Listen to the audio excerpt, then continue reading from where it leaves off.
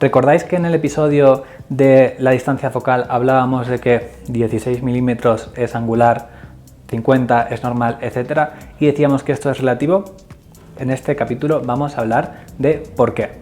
Y esto es porque depende del tamaño del sensor o del tamaño de la película en la fotografía analógica.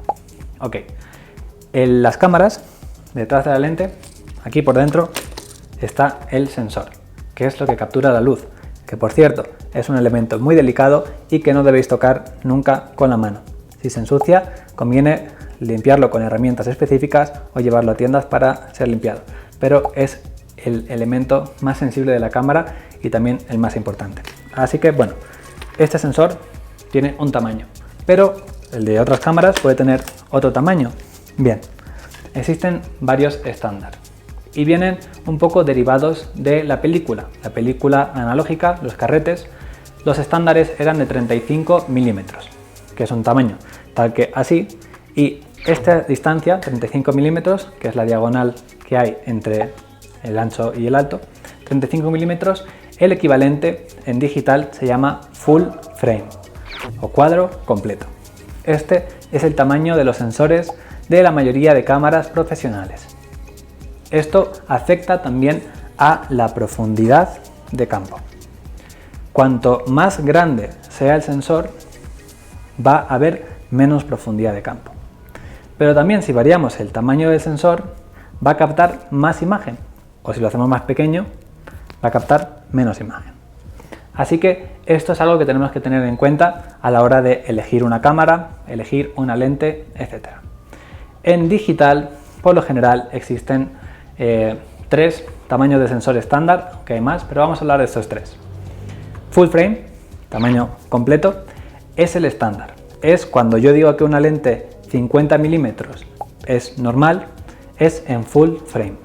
Vale, pero existen tamaños de sensor más pequeños, como por ejemplo el APS-C, que es más pequeñito, ocupa este tamaño, y entonces si ponemos una lente, la misma lente 50 milímetros en un sensor APS-C, el tamaño de imagen que recoge es menor, por lo tanto el ángulo de imagen que recoge también es menor, y un 50 milímetros empezaría a ser algo más como un teleobjetivo en un APS-C.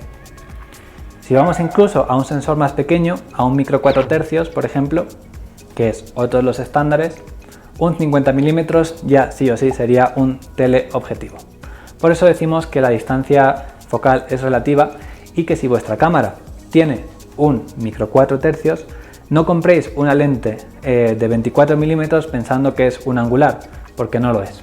Entonces conviene que conozcáis qué sensor tiene vuestra cámara y cómo afectan las distancias focales para ello.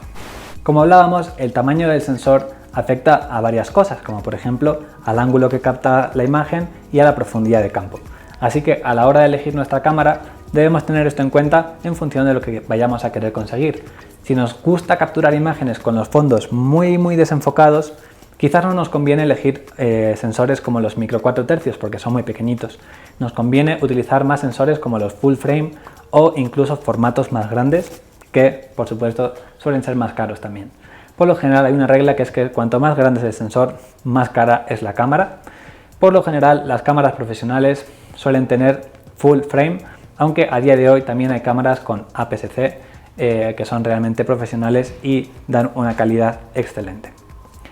El tamaño del sensor también puede afectar, aunque no es proporcionalmente, a la resolución. Vamos a hablar qué es esto de resolución. En fotografía analógica, en la película, no hay una resolución como tal, porque al final son haluros de plata ordenándose en un material físico. Pero la fotografía digital son píxeles.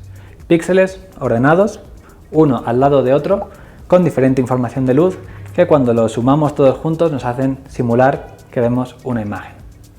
Sumando todos esos píxeles vamos a tener una imagen completa.